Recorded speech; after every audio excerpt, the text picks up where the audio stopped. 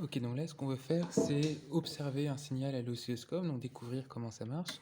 Donc je vais commencer par le GBF ici, ce qui sert à générer un signal. On peut générer un signal carré, triangle, sinusoïdal, et choisir sa fréquence. Par exemple, ici, je le mets à 1 kHz. Et je vais commencer par essayer d'observer ça à l'oscilloscope. Donc je branche la sortie du GBF, générateur basse fréquence, sur une des voies de l'oscilloscope. Et j'observe un signal qui est pas satisfaisant. La première chose qui est évoquée dans la feuille méthode, c'est le mode de balayage. Donc pour ça, je vais dans le menu horizontal et je peux choisir le mode normal, qui est le mode temporel, qui va plutôt nous intéresser. Le mode XY, on en parlera à la suite, c'est une voie en fonction de l'autre, donc il faut deux voies pour ça. Et le mode défilement, c'est quand on s'en s'aperçoit pas, c'est quand le signal défile petit à petit. Donc nous, on se met en mode normal. Et le deuxième point, et ça c'est un point critique, ça va être le déclenchement. On avait dit en cours, il faut définir un niveau de déclenchement. Pour le régler, je vais dans le menu Trigger. Type de front, je laisse un front type de déclenchement, pardon, je laisse déclencher sur un front. Je vais déclencher sur la source numéro 1, parce que la voie qui est activée, c'est la source numéro 1, et sur une pente montante. Au passage, ici je ne me sers pas de la voie numéro 2, je peux la désactiver. Donc là, j'ai défini les informations pour mon trigger, sur quelle voie je fais le déclenchement, quel type de signal. Il faut aussi que je définisse le niveau. Et je vois apparaître, il y a un petit bâton ici qui me donne le niveau de trig. Et tant que cette barre là, ce niveau de déclenchement ne rencontre pas le signal, j'ai un signal qui n'est pas stable à l'écran. Et une fois que j'ai bien fixé le niveau sur le bon signal et au bon niveau, j'ai un signal qui semble stable.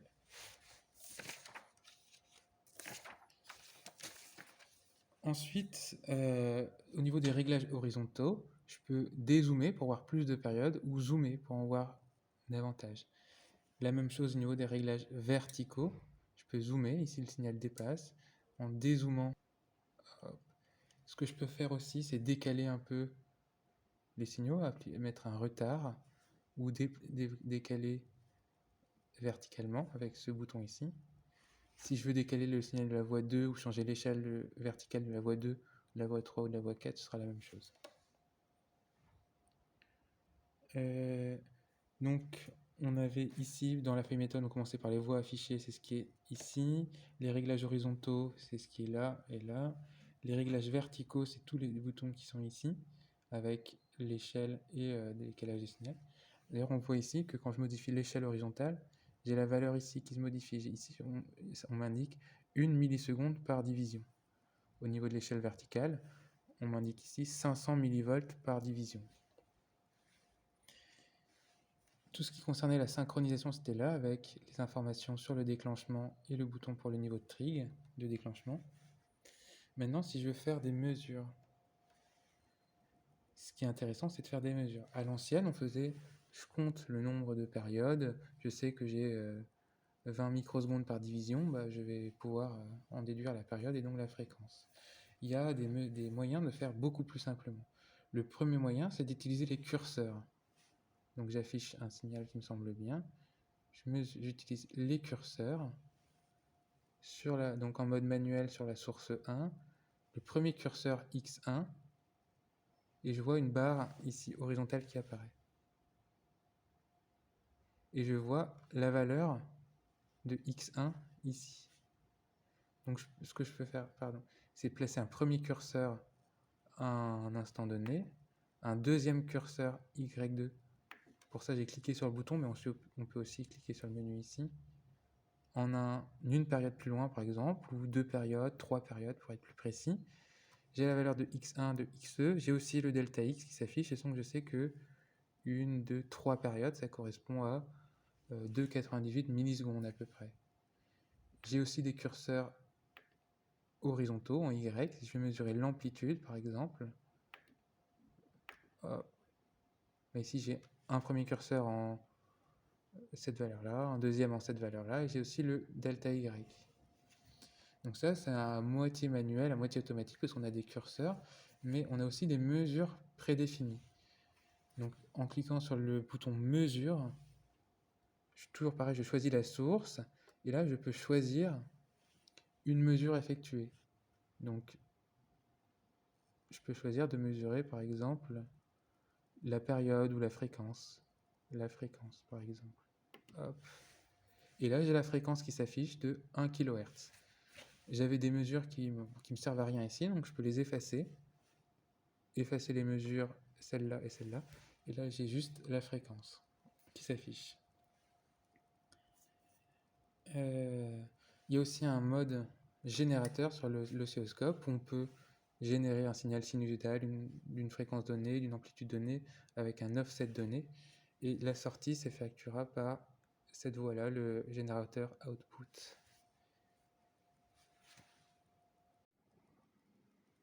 Ce qu'on vous demandait aussi pendant le TP, c'était de générer un signal qui passe, un signal carré ou un signal créneau qui passe de 0 à 2 volts à une fréquence de 1000 Hz, et ce pour simuler un échelon de tension qu'on a étudié, une tension qui passe brusquement d'un certain niveau, ici 0 volts, à un autre niveau, ici 2 volts, pour étudier le circuit RC qu'on a vu en cours.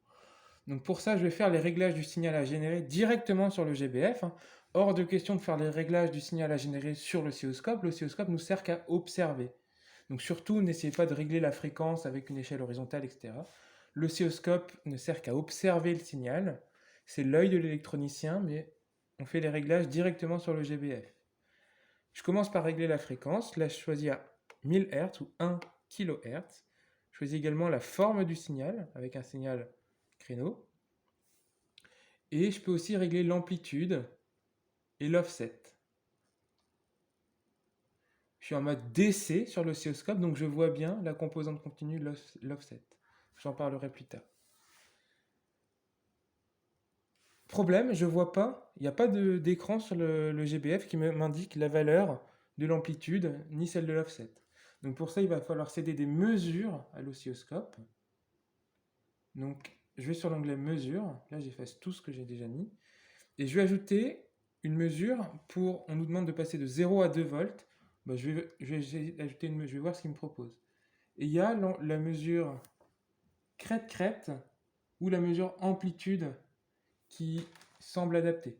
Si je commence par crête-crête, on voit que c'est pas complètement adapté parce que là, les lignes en pointillés, les curseurs, ça nous indique où est-ce que l'oscilloscope prend la mesure. Et si on zoome un petit peu, on voit que quand on passe d'un niveau à un autre, on a une espèce de rebond qui se produit, une espèce d'oscillation, et donc qui sont plus hautes que le niveau final. Et donc la mesure de crête-crête ne se fait pas vraiment au niveau des deux niveaux, mais un peu au-dessus à cause de ces oscillations. Donc c'est une mesure qui n'est pas satisfaisante. Donc je l'efface, et je vais voir s'il y en a une autre que je peux ajouter. Et là, on voit d'ailleurs sur les schémas, on a une mesure d'amplitude qui semble plus adaptée parce que malgré les petites oscillations, il ne les prend pas en compte et il prend directement les deux niveaux. Donc la mesure d'amplitude comme ça semble plus satisfaisante. Et pour mesurer l'offset, l'offset c'est un signal continu, donc il a une période infinie et donc une basse fréquence, une fréquence qui tend vers 0. Si je mesure la valeur moyenne d'un signal purement sinusoïdal, centré sur 0, bah c'est 0. Le signal est autant de fois au-dessus de 0 qu'en dessous de 0. Mais par contre, si j'y ajoute une composante continue, un offset, cette valeur moyenne, elle est plus nulle, et la valeur moyenne du signal vaut alors la composante continue, l'offset. Ça, on le verra en cours. Et donc, pour mesurer l'offset, on va ajouter une mesure de la valeur moyenne du signal. Par exemple, une valeur moyenne ici sur n périodes. Je vais effacer la mesure crête-crête qui ne m'intéresse pas. Et donc là, je fais directement les réglages. J'ai même la fréquence, j'ai ajouté une mesure de fréquence. Et je peux faire les réglages pour commencer d'amplitude. Je vais régler à une amplitude de 2 volts. Hop, je j'adapte mon niveau de trig.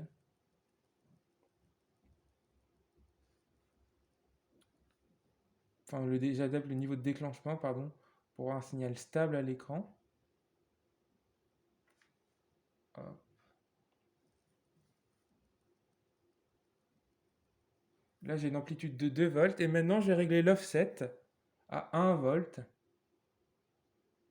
pour avoir un signal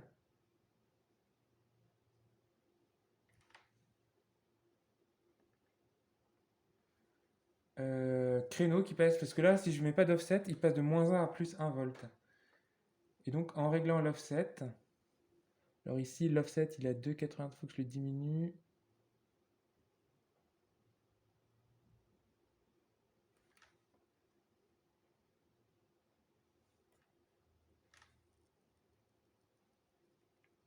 Hop.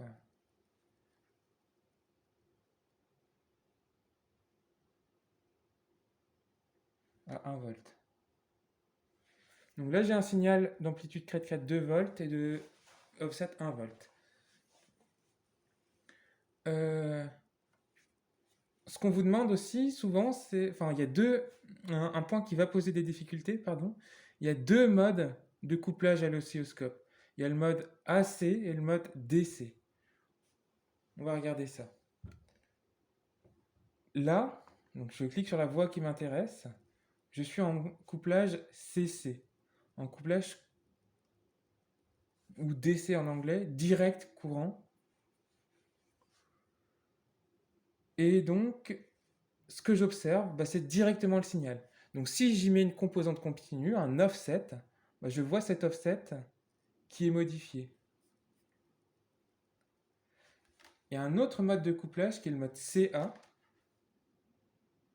Et là, si je commence à modifier l'offset, le signal, là j'ai mis l'offset au maximum et pourtant mon signal n'a pas bougé. Je diminue l'offset, mon signal n'a pas bougé. En fait, je ne vois pas l'offset quand je suis en mode CA. Pourquoi? Parce que le mode CA, on a mis un filtre avant d'observer le signal, un filtre passe-bas à une fréquence de coupure de 10 Hz environ. Et donc ce qui se fait que le signal, la composante continue qui a une fréquence qui tend vers 0, elle est filtrée. La voie de l'oscilloscope, un filtre passe haut. Ce qu'on observe à l'oscilloscope ne laisse pas passer les signaux de fréquence inférieure à 10 Hz et donc ne laisse pas passer la composante continue. Et ça sert à, si je mets un grand, donc là je repasse en mode CC, en mode DC, pardon. Hop, je refais les réglages de déclenchement.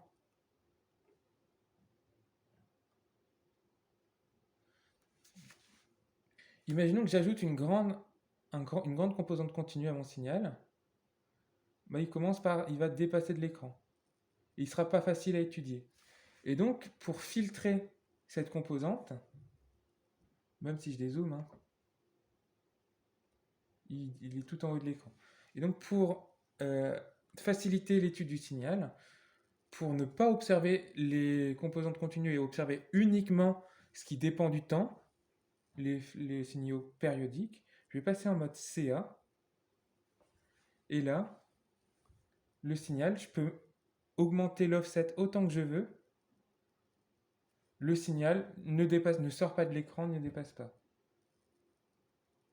Donc si je remets ici à 0, c'est-à-dire centré, même si je rajoute un offset ou que j'ai un maximum ou minimum, donc très en dessous ou très au-dessus de 0, le signal reste centré sur l'écran.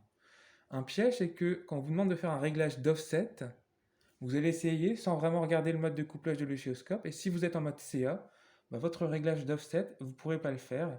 Pourquoi? Parce que vous n'observez pas la composante continue, vous n'observez pas l'offset à l'écran.